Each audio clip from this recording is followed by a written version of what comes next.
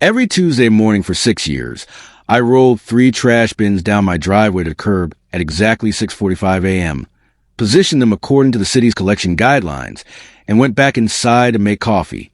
It was a kind of routine so mundane it barely registered as a routine at all. Just one of those small mechanical rhythms that structure a life without ever asking for attention. Then one Tuesday, I came back outside to find one of my bins lying on its side in the middle of the street. I assumed wind. We get gusty mornings sometimes, and a half-full bin isn't exactly anchored to the earth. I stood it back up, didn't think much of it, and moved on with my day. The following Tuesday, it happened again. This time, all 3 bins were down, not just tipped, but spread across the street in a pattern that looked less like weather and more like someone had walked the length of my driveway methodically, pushing each one over in turn. Wind doesn't work in straight lines. People do. I want to be clear about something before I go further. I'm not a confrontational person. I'd lived on this street for years specifically because it was quiet, friendly, the kind of place where people wave from their cars and occasionally left zucchini on your porch when their gardens overproduced.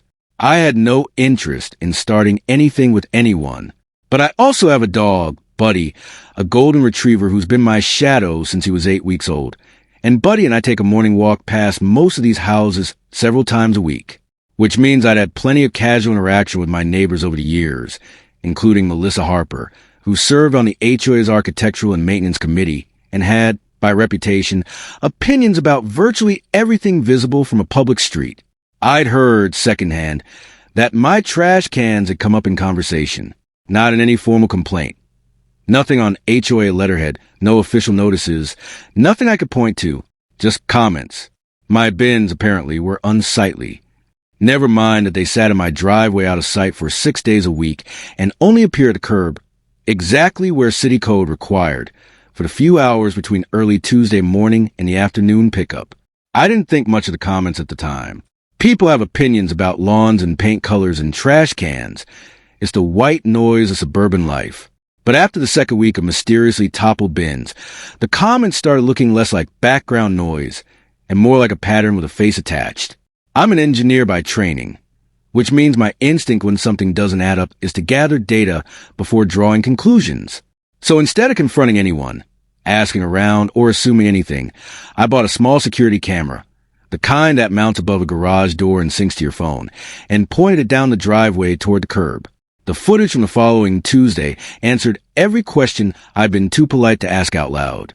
At 5:52 a.m., well before sunrise, a figure crossed the street from the direction of Melissa's house, walked directly to my bins with the unhurried confidence of someone performing a familiar task, and pushed each one over in sequence.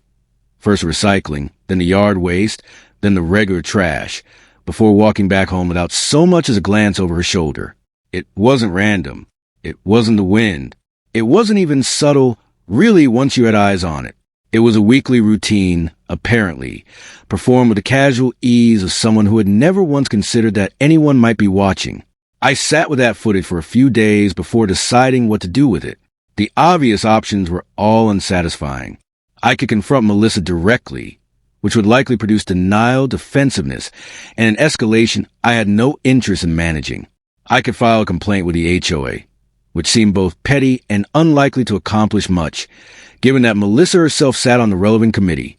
I could post the footage somewhere, and believe me, in the era of neighborhood social media groups, that option does cross your mind, but doing so would turn a minor dispute into a public spectacle, and that's not really who I am.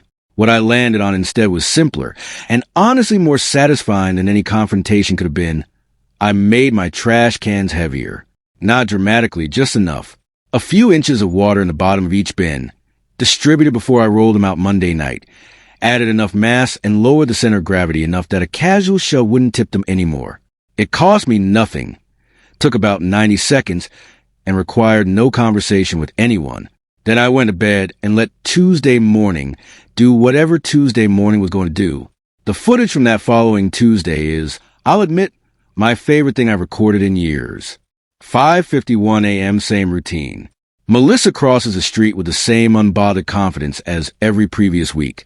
Walks up to the first bin, the recycling, my heaviest one that week, and gives it the same practice shove that had worked flawlessly for a month straight. It didn't move. Not an inch. What did move was Melissa, whose own momentum, suddenly unmatched by any corresponding movement from Ben, carried her forward in a stumble that was somewhere between a stagger and a near fall. She caught herself against the side of Ben, which definitely did not help her balance, and stood there for a second in the gray pre-dawn light, with the unmistakable posture of someone whose body had just publicly contradicted their expectations. Nothing was hurt except her composure. But composure, it turns out, is the thing that mattered most. I happened to be up early that morning. Coffee, porch, Buddy doing his usual perimeter check of the front yard, and I watched the whole thing happen live, from about 60 feet away. I didn't say anything. I didn't laugh, though I'll be honest, it took some effort. I just sat there with my coffee while Melissa straightened up, glanced around to see who might have witnessed it, and found, to her evident dismay, that the answer was several people. It turns out Tuesday mornings on our street have more witnesses than anyone realizes. 2 other neighbors were out for their own early walks. A third was loading her car for a work trip. All of them had, at one point or another over previous weeks, noticed the same pattern of tip bins that I had. And all of them, watching this unfold in real time, arrived at the same conclusion simultaneously. Melissa didn't say a word to any of us. She straightened her jacket, walked back across the street, and went inside. The bin stayed upright every Tuesday after that. No more toppled cans. No more mysterious overnight incidents. No more passive-aggressive comments filtering back to me through the neighborhood grapevine. Whatever had been driving that behavior, and I genuinely don't know what it was, beyond some warped notion of what a perfect street was supposed to look like, it evaporated the moment it stopped being invisible. What surprised me most wasn't that it stopped. It was what happened afterward. Over the following weeks, the whole street seemed to loosen up. People who kept to themselves started chatting at the mailboxes. A couple of families organized an impromptu cookout that turned into a recurring thing. Kids started riding bikes up and down the sidewalk in the evenings again, the way I remembered from when we first moved in. One neighbor told me, almost in passing, that he hadn't realized how much low-grade tension had been hanging over the block until it was suddenly gone, like background noise you don't notice until it stops. Melissa, for her part, got quieter, not unfriendly, just less involved in everyone else's business. The unofficial monitoring of lawn heights and trash can placement and whatever else had occupied her attention seemed to wind down. I don't know if that was embarrassment, reflection, or just losing interest once the audience stopped playing along. Probably some combination. These days, Tuesday mornings are exactly what they used to be before any of this started. A non-event. I roll the bins out. Buddy supervises from the porch. Neighbors wave on their way to work. Nobody thinks about trash cans for more than the 4 seconds it takes to deal with them. But I think about that morning sometimes, mostly because of how little it actually took. I didn't need an argument. I didn't need a confrontation, a lawyer, or an HOA hearing.